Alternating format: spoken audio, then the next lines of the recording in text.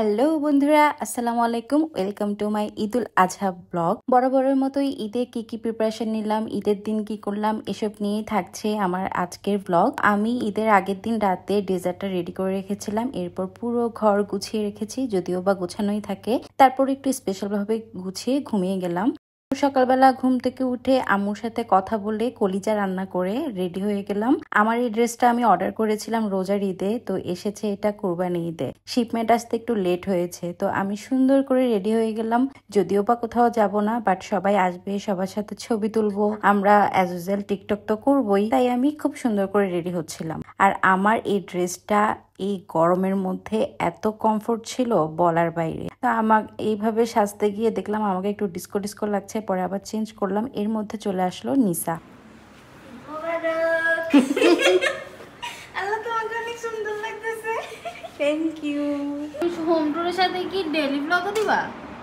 একদিন একটাই করে বলবো, মানে হোম ট্যুর আলাদা রাখবো, কিন্তু ঈদের ব্লগটাও এবার ল্যান্ডস্কেপ করবো। নিসাকে একটু আগে আসতে বলেছিলাম, কারণ আমি একটা হোম ট্যুরের ভিডিও করব, সবাই খুব বেশি রিকোয়েস্ট করছে। ইনশাল্লাহ হোম ট্যুরের ব্লগটা পরে আপলোড করব। তো আমি রেডি হয়ে গেলাম। হোম ট্যুরের জন্য ভিডিও করা শেষে আমরা একটু রেস্ট নিচ্ছিলাম। তো নিসা বলছিল চলো টিকটক করি, আমি ওকে বললাম সবাই আসুক তারপর করব। এর মধ্যে চলে আসলো মিসবা।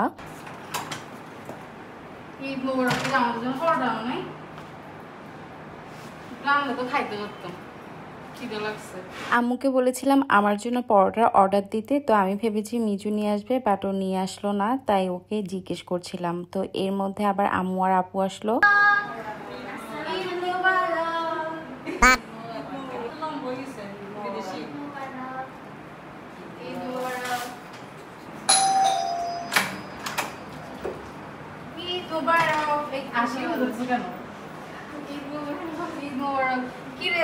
তুমি কি আমাকে দেখে ড্রেস পরে আসছো? না, কেন করছে দেখে কেন? এটা কি?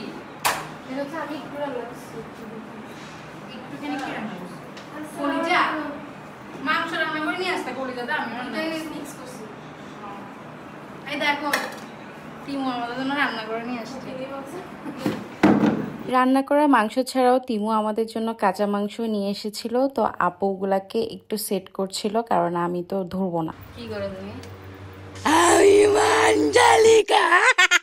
আমি টেবিলে খাবার সার্ভ করে দিলাম। আমারও অনেক বেশি ক্ষুধা লেগেছে, কারণ দুপুরে কিছুই খাইনি। এবার আমি বেশি কিছু আয়োজন করিনি, কলিজা ভুনা করেছি আর ডেজার্ট হিসেবে করেছি সেমাইয়ের রস বড়া।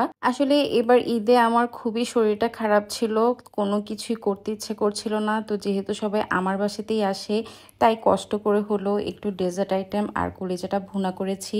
সবাই খেতে বসে গেলাম। তো সবাই চলে আসার পর আসলে ওই শারীরিক অসুস্থতা ফিল হয় না, খুবই ভালো লাগছিল সবাইকে দেখে। তো সবাই মিলে বসে আমরা একসাথে নাস্তা করলাম। তো আমি যে ডেজার্টটা বানিয়েছি সেটাতে নাকি একটু চিনি কম হয়েছে, আমিও একটু ট্রাই করে দেখলাম আসলে কম হয়েছে নাকি, বাট আমি একটু কম চিনি খাই, এটা আমার জন্য বেস্ট ছিল। খাওয়া দাওয়া শেষে আমি সবকিছু ক্লিন করে রুমে গেলাম। সবাই রুমে অলরেডি শুয়ে আছে, আমরা এখনো কেউ পিকচার তুলিনি, ভাবলাম সবাইকে একটু রেস্ট করতে দেই, তারপর আমরা পিক তুলবো। এর মধ্যে আমাদেরকে কল দিল মুমু। তো এখানে খুব মজার একটা কাহিনী হচ্ছিল। মুমুকে আমি টিভিতে দেখাচ্ছিলাম আমার মোবাইলের কাস্টিং করে, তো আম্মু ভেবেছে যে মুমু আমাদেরকে টিভিতেই দেখছে।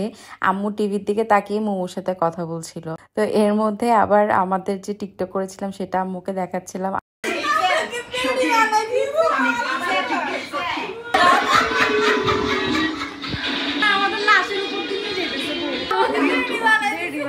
এরপর আমরা সবাই মিলে গ্রুপ ফটো তুললাম। কিভাবে যেন সময়টা কেটে গেল। সবার সাথে সময় কাটাতে অনেক ভালো লাগে। গতবারের মতো এবারও আমাকে একাই ঈদ কাটাতে হয়েছে সকালবেলা, কারণ প্রত্যেক কোরবানি ঈদে আম্মু বাসায় চলে যায়, কারণ আম্মু নিজেও হচ্ছে মাংস টাংস এগুলো একটু সবকিছু রেডি করে রাখতে হয়, তাই আমাকে একাই থাকতে হয়।